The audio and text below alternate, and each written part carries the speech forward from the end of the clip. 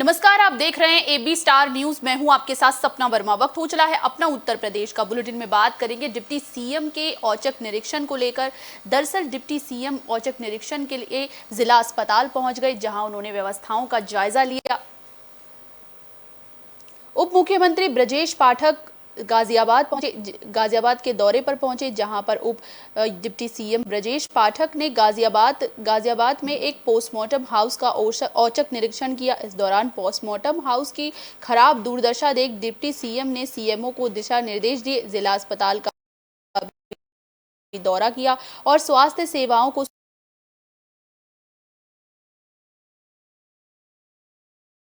हुए हादसे में 4 लोगों की मौत हो गई, उस पर भी डिप्टी सीएम ने दुख जाहिर किया और जल्द से जल्द पोस्टमार्टम कर मृतक के परिजनों को शव सौंपने के निर्देश दिए और उनके लिए गाड़ी की व्यवस्था की बात कही।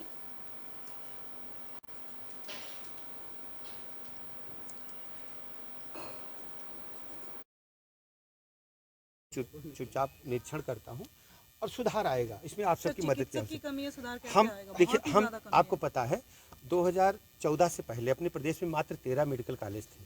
माननीय प्रधानमंत्री जी की अगुवाई में हम 75 के 75 मेडिकल कॉलेज खोल रहे हैं।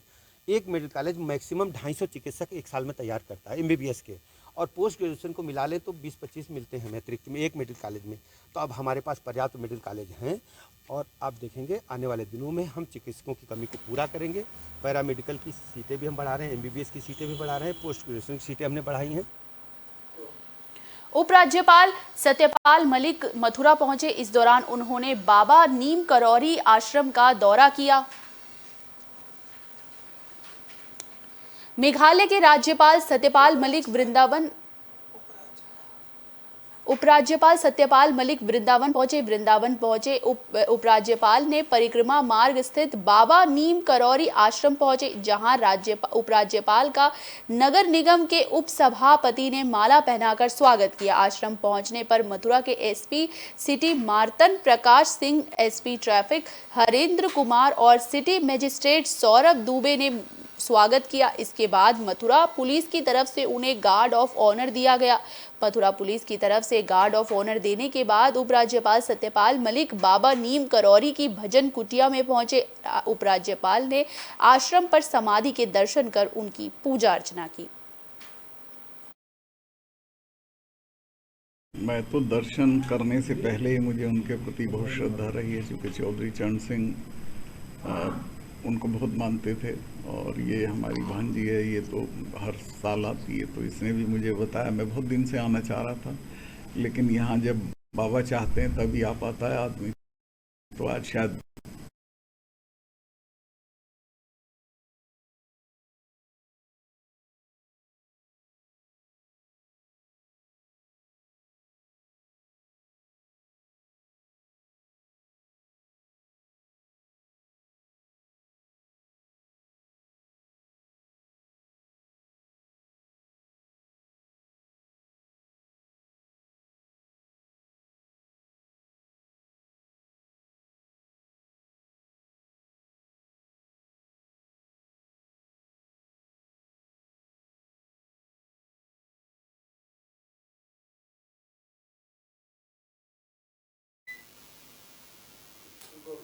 प्रयागराज में मंदिर के गर्भगृह तक गंगा नदी का पानी पहुंच गया, जिसके बाद मां गंगा का भव्य स्वागत हुआ।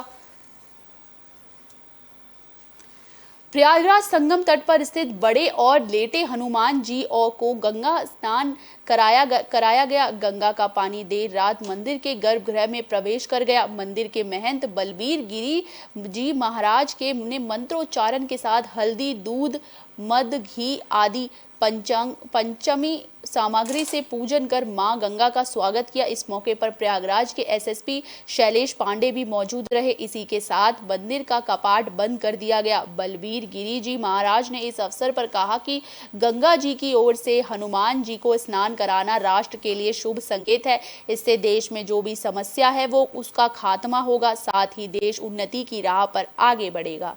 तो किस तरह से आप हमारी स्क्रीन पर देख सकते हैं कि किस तरीके से पतित पावनी मां गंगा के दर्शन करते हुए पूरे जो है वहां पर स्वागत किया जा रहा है। मां गंगा का भव्य स्वागत किया जा रहा है। मां गंगा ने किस तरीके से गर्भगृह में प्रवेश किया है वो भी आप देख सकते हैं।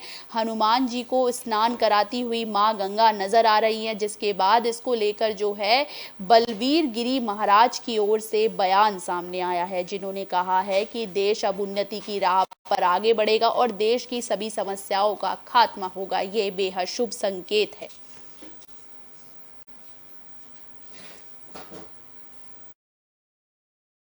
इस अवसर पर देखिए माँ भगवती गंगा उन्हें पुत्र रूप में हनुमान जी महाराज का स्नान कराती है। तो जो हनुमान जी महाराज यहाँ कोतवाल बनी हुई है, आज माँ भगवती उन्हें शयन करा रही है कि कुछ दिन आप विश्राम करिए, जितना भी समय माँ गंगा देगी उनको।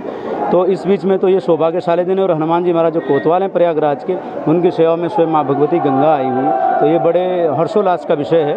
कहा जाता है कि जिस वर्ष यहाँ माँ भगवती गंगा आती है विश्व कल्याण होता है, विश्व का कल्याण होता है। और खासकर महामारी जैसी जो बाधाएं होती हैं, हनुमान जी महाराज की कृपा से, गंगा मैया की कृपा से ये सब बाधाएं दूर हो। प्रयागराज में पुलिस की मौजूदगी में दो पक्षों में जमकर हंगामा देखने को मिला। दरअसल दो पक्षों की झड़प खूनी झड़प में बदलती हुई नजर आई। प्रयागराज रेलवे स्टेशन के बाहर खुलदाबाद थाना क्षेत्र में दो गाड़ियों को आपस में टकराने से दो पक्षों में विवाद हो गया, जिसके बाद दोनों पक्षों की ओर से जमकर हंगामा किया गया। पुलिस की मौजूदगी में काफी देर तक ये हंगामा चला। मौके पर पहुंची पुलिस ने दोनों पक्षों के लोगों को थाने लेकर गई, जहां पुलिस की मौजूदगी में भी दोनों पक्षों ने हंगामा किया। पुलिस ने बताया कि एक पक्ष समाजवादी पार्टी से जुड़ा है, जबकि दूसरा हाईकोर्ट के वकीलों का है।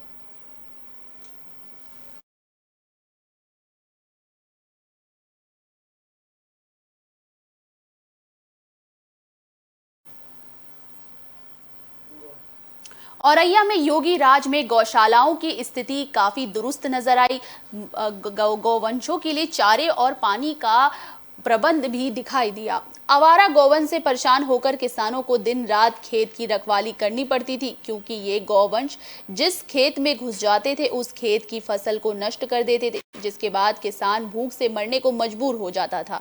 लेकिन अब औरैया नेशनल हाईवे पर गौवंशों की वजह से भी लगातार जिस तरीके से एक्सीडेंट होते थे, जिसके चलते गौवंशों के साथ साथ इंसानी जान भी संकट में चली जाती थी। लेकिन योगी सरकार ने न सिर्फ इस समस्या से जनता और किसानों को राहत दिलाई, बल्कि गौवंशों को भी भूख से मरने से बचाया। योगी सरकार ने अपने कार्यकाल में गौशाला योजना चलवाई, जिससे कि गौवंशों को समय पर चारा और पानी मिल सके। लेकिन योगी 2.0 सरकार में गौशाला की हालत पहले से भी बेहतर हो गई है। तो किस तरीके से गौशालाओं की स्थिति दुरुस्त नजर आ रही है, चारे पानी की व्यवस्थाएं भी की गई है, साथ ही साथ डॉक्टरी परीक्षण भी करवाया जा रहा है गायों का, जिसके बाद से जो व्यवस्थाएं हैं वो काफी ज्यादा दुरुस्त हो गई है। गौशालाओं की स्थिति में भी काफी सुधार देखने को मिला है।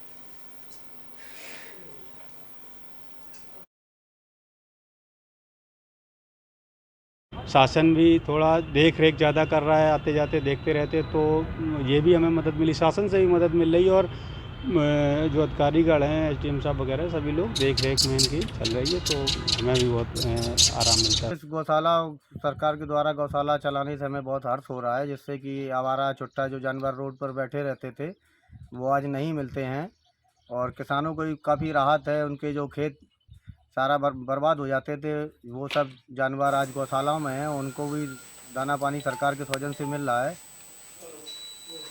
प्रयागराज में कुछ अज्ञात लोगों ने एक अधेड़ शख्स की हत्या कर दी, जिसके बाद हत्या की वारदात को अंजाम देकर ये फरार हो गए। प्रयागराज के हंडिया थाना क्षेत्र में अधेड़ शख्स की अज्ञात लोगों ने हत्या कर शव को स्कूल के बाहर फेंककर फरार हो गए, जिसके बाद शव को देखकर ग्रामीणों ने इसकी सूचना पुलिस को दी। पुलिस ने प्राथमिक विद्यालय के सराय मंसूर के पास से रामनाथ भारतीय की शव को बरामद कर इसे पोस्टमार्टम के लिए भेज दिया है। वहीं अधेड़ की हत्या को देखकर क्षेत्र में लोगों के मन में दहशत का माहौल बना हुआ है।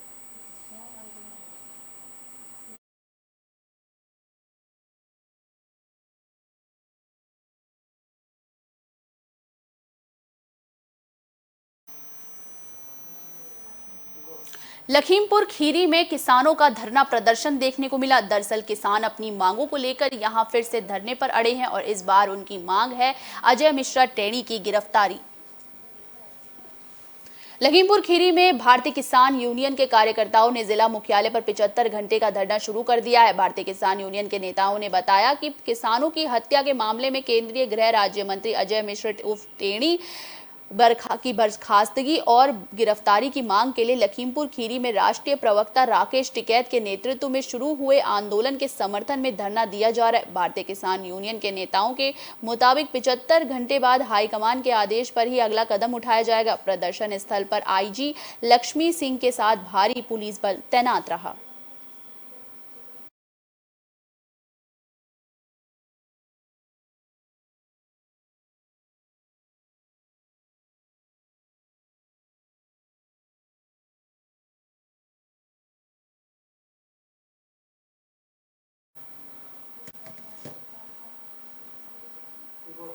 बलरामपुर में राज्य मंत्री ने रेहड़ी पटरी वालों से मुलाकात की। इस दौरान उन्होंने दुकानदारों की समस्याएं जानी। बलरामपुर जिले में प्रदेश के उद्यान और कृषि विपणन राज्य मंत्री स्वतंत्र प्रभार दिनेश प्रताप सिंह ने पहुंचकर विभिन्न कार्यक्रमों में हिस्सा लिया। राज्य मंत्री ने प्रधानमंत्री स्वनिधि योजना से लाभान्वित रेहड़ी पटरी दुकानदार और ओडीओपी योजना के लाभार्थियों से व्यक्तिगत संवाद किया। प्रधानमंत्री स्वनिधि योजना के लाभार्थियों से इस योजना की सराहना करते हुए इसे गरीबों के लिए लाभकारी बताया। एक जिला एक उत्पाद में चयनित दाल प्रसंस्करण उद्योग के लिए चयनित मसूर दाल और दालों से बने उत्पादों पर तेजी से कार्य करने के लिए राज्य मंत्री ने उद्यमियों को प्रोत्साहित किया। राज्य मंत्री दिनेश प्रताप सिंह ने कहा कि हमें खुशी है कि बलरामपुर में रेहड़ी पटरी वाले उद्यमी सभी सरकार की नीतियों का समर्थन करते हैं। केंद्र और प्रदेश सरकार हमेशा लोगों के विकास के लिए तत्पर है।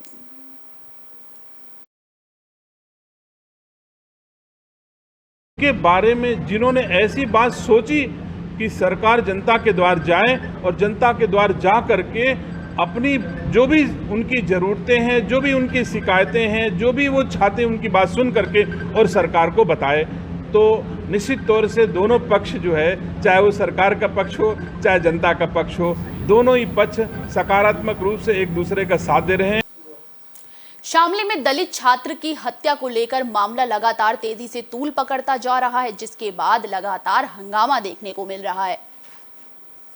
राजस्थान में दलित छात्र की शिक्षक की पिटाई से हुई मौत के बाद से भीम आर्मी में रोष व्याप्त है, जिसके चलते भीम आर्मी के दर्जनों लोगों ने राजस्थान सरकार के खिलाफ नारेबाजी करते हुए पैदल मार्च निकाला और आरोपी शिक्षक के खिलाफ कार्रवाई किए जाने की मांग की है।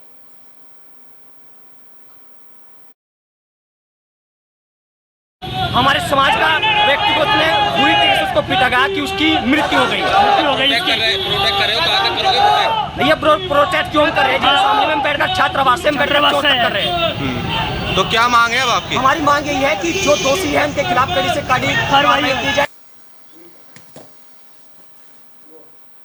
31 संगठनों के साथ लखीमपुर खीरी में राकेश टिकैत धरने पर बैठते हुए दिखाई दे रहे हैं, जिसके बाद उन्होंने अपनी मांगों को लेकर अड़े हुए हैं और लगातार वहां पर प्रदर्शन भी जारी है। भारतीय किसान यूनियन के नेताओं का प्रदर्शन लगातार जारी है। लखीमपुर खीरी जिले में केंद्रीय गृह राज्य मंत्री अजय मिश्र की बर्खास्तगी और तिकुनिया हिंसाकांड में जेल में बंद किसानों की रिहाई की मांग को लेकर भारतीय किसान यूनियन के नेता राकेश टिकैत 31 संगठनों के साथ शहर के राजापुर मंडी में 76 घंटे के लिए किए जाने वाले धरना प्रदर्शन में शामिल होने के लिए निर्धारित तय कार्यक्रम के अनुसार देर रात मंडी परिसर पहुंचे, जहां मौजूद किसानों ने राकेश टिकैत का जोरदार स्वागत किया। उधर किसान नेता राकेश टिकैत के पहुंचने की खबर मिलते ही मौके पर जिला अधिकारी महेंद्र बहादुर सिंह और पुलिस अधीक्षक संजीव सुमन स्थानीय पुलिस के साथ पहुंचे, जहां पर उन्होंने राकेश टिकैत से बातचीत कर धरना प्रदर्शन न करने की बात कही, लेकिन किसान नेता राकेश टिकैत ने उनकी किसी भी बात का समर्थन नहीं किया। जिसके बाद किसान नेता राकेश टिकैत ने मीडिया से रूबरू होते कहा कि धरना प्रदर्शन का उनका मकसद ये है कि केंद्रीय गृह राज्य मंत्री अजय मिश्र टेरी को मंत्री पद से बर्खास्त कर उसको गिरफ्तार किया जाए, क्योंकि वो धारा 120 बी के मुजरिम है। इसके अलावा उनकी मांग है कि जो निर्दोष किसान जेल में बंद है उनको रिहा कर दिया जाए। इसके अलावा गन्ने के भुगतान, बिजली व्यवस्था, एमएसपी को लेकर और अन्य कई समस्याओं को लेकर उनकी मांगे होंगी। लखीमपुर में आए तो मांग हमारी यही है कि अजय टेनी मिश्रा उसकी गिरफ्तारी हो, वो बर्खास्त हो। 120B का मुलजिम है तो कोई भी मुलजिम देश का गृह राज्य मंत्री नहीं रह सकता, उसको पुलिस अरेस्ट करे। दूसरा है यहाँ के गन्ने का भुगतान का मामला है, उसका समाधान हो। बिजली का बड़ा मामला है पूरे उत्तर प्रदेश का। एमएसपी गारंटी कानून देश का सवाल है। बीजेपी युवा मोर्चा के प्रदेश अध्यक्ष कासगंज के पटियाली पहुंचे, जहां उनका भव्य स्वागत किया गया। यूपी के कासगंज में भारतीय जनता पार्टी युवा मोर्चा के प्रदेश अध्यक्ष प्रांशु दत्त द्विवेदी का आगमन हुआ। इस दौरान बीजेपी कार्यकर्ताओं ने उनका जोरदार स्वागत किया, जिसके बाद प्रांशु दत्त ने मीडिया के सवालों का जवाब दिया।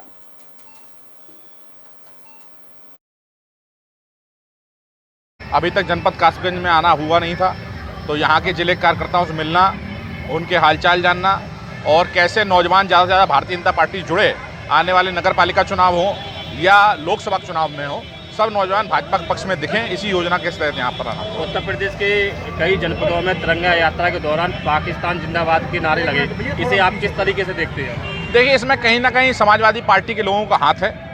आप ध्यान करें, जब तिरंगा यात्रा की बात शुरू हुई तब अखिलेश यादव को बयान आया था कि ये तिरंगा यात्रा नहीं, ये दंगा यात्रा होगी। तो अखिलेश यादव के लोगों ने ही इस तरह का ये उत्तर प्रदेश में माहौल ख़राब करने का प्रयास किया है। जो भी राष्ट्रभक्त लोग हैं उनको तिरंगे के सम्मान के साथ खड़ा होने हमेशा होते हैं, और ये जो राष्ट्र विरोधी लोग हैं वो ऐसे ही घटना करते हैं। अपना उत्तर प्रदेश में फिलहाल के लिए बस इतना ही। मुझे दीजिए इजाजत। देश और दुनिया से जुड़ी तमाम खबरों के लिए देखते रहिए AB स्टार न्यूज़। नमस्कार।